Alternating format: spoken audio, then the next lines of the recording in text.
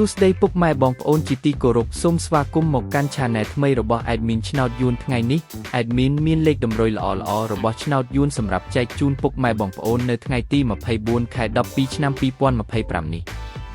ដូចនេះ Admin មិនចង់ឲ្យចំណាយពេលវេលារបស់ពុកម៉ែបងប្អូនយូរតោះយើងមកតាមដានលេខតម្រុយរបស់យើងទាំងអស់គ្នាសម្រាប់លេខតម្រុយ2លេខមានលេខ37លេខ89សម្រាប់លេខតម្រុយអូស2លេខមានលេខតម្រុយទី1រអូស30និងលេខតម្រុយចុងក្រោយអូស80សម្រាប់លេខតម្រុយ3លេខមាន515គុណនិង351គុណសម្រាប់លេខតម្រុយថ្ងៃនេះ Admin សូមជូនពរឲ្យពុកម៉ែបងប្អូនជួបតែសំណាងល្អទាំងអស់គ្នាហេងមានលាភមានជ័យជាចុងក្រោយសូមកុំភ្លេចជួយចុច Subscribe និង Comment ហើយដាក់សញ្ញារូបកណ្ដឹងដើម្បីជួយផ្ដល់កម្លាំងចិត្តមកកាន់ Admin ជាពិសេសងាយស្រួលតាមដានវីដេអូថ្មីនិងលេខតម្រុយល្អៗជាប្រចាំថ្ងៃជាមួយ Admin សូមគោរពលាពុកម៉ែបងប្អូនពីខ្ញុំបាទ Admin ឆ្នោតយួនសំណាងល្អទាំងអស់គ្នាសូមអរគុណ